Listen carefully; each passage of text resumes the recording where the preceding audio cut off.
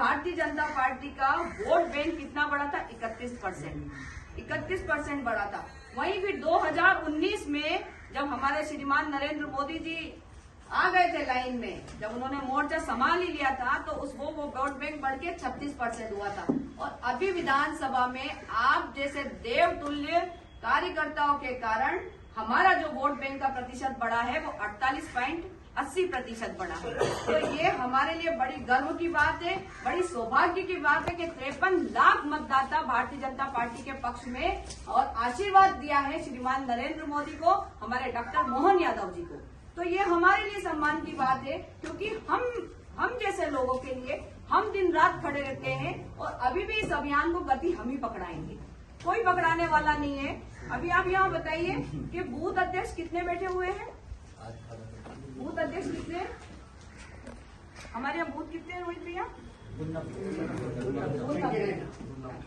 ठीक है, शादी ब्याह का समय है भाई, फसलों का समय मैं समझती हूँ, लेकिन मैं आपको बता रही हूँ मेरी बेटी 12वीं में और भोपाल पढ़ती है। कि कौन सी क्लास में? 12वीं में। चुनाव 5 साल बाद आएगा, लेकिन परीक्षा 12वीं की अगले साल भी हो सकती है।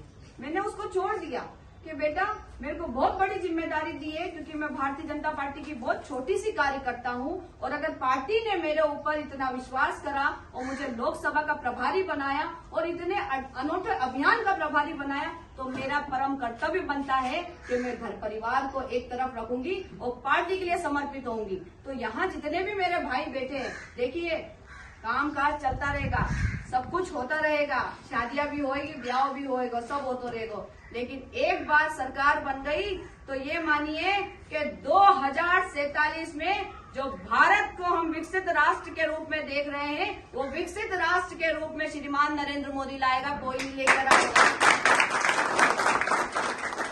क्योंकि अभी तक भारत की रक्षा, जन कल्याण की रक्षा और सनातन धर्म की रक्षा कौन कर रहा है?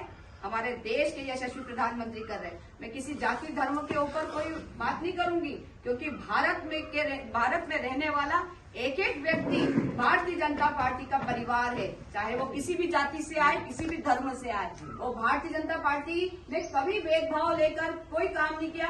अगर मैं योजनाओं की बात करूं तो आप मुझे बताइए कि नाना प्रकार की योजनाएं हमारे केंद्र की सरकार से, हमारे प्रदेश की सरकार से चल रही है कि नहीं चल रही? और बहुत सारे हम लोग भी लाभ ले रहे होंगे, ले रहे हैं कि नहीं ले रहे? यहाँ बैठे तो चाहे आयुष्मान कार्ड हो, चाहे उज्ज्वला योजना हो, चाहे आवास हो, चाहे किसान सम्मान निधि हो, चाहे महिलाओं को सशक्त करने में हमारे देश की प्रधानमंत्री, हमारे प्रदेश के मुखिया ने कोई कसर नहीं छोड़ी है। तो चाहे वो लाभ हम जैसे मुझे भी मिल रहा है, अल्पसंख्यक को भी मिल रहा है, सभी वर्ग को मिल रहा है, तो क्यों हमारे अल्पसंख्यक के भाई लोग इतने लाभ लेने के बाद, योजनाओं को आने के बाद भी उनके मन में भारतीय जनता पार्टी के प्रति खटास क्यों है? क्यों है खटास? क्यों उनके मन में भाजपा के लिए इस तरह की भावनाएं पनप रही है? हमें इस मुद्दे को भी उठाना है, उन बहनों से जाके मिलना है, उन भाइयों से जाके मिलना है कि 3 तलाक जैसे कानून को अगर किसी ने हटाया है तो वो श्रीमान नरेंद्र मोदी जी ने हटाया है, और जो सम्मान आपको आपके घर में दिया है वो नरेंद्र मोदी जी ने दिया है। मैं भाषण नहीं दूंगी, लेकिन आप लोगों को ये जरूर बताऊंगी कि धारा 370 अगर हटी है तो किसी के बाप में ताकत भी थी, वो नरेंद्र मोदी जी के कारण हटी है, कोई सरकार नहीं हटा सकती। 70 साल से सरकार राज कर रही थी, तो सरकार के वो कहाँ गए? मैं उनसे पूछना चाहती हूँ कि आप लोगों को कश्मीर क्यों नहीं दिखा?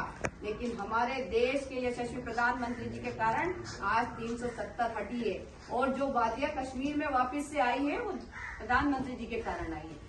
तो उसी 370 के जादुई लक्ष्य को पकड़ना है, जादुई आंकड़े को पकड़ना है। हर बूथ से हमें 370 मतदाताओं को और जोड़ना है। जैसे कि अभी एक बूथ पे अगर 1040 मतदाता है, तो उसमें 370 मतदाता को अगर हम जोड़ेंगे, तो जो हमारे संगठन से नारा निकला है कि अब की बार 400 पार, अब की बार 400 पार, तो वो अब की बार 400 पार का नारा मेरे यहाँ नलखेड़ा के एक एक व्यक्ति के माध्यम से होगा कि नहीं होगा? आप ये बताइए। मैं आई हूँ आप लोगों के पास में, मैं आपसे निवेदन करने आई हूँ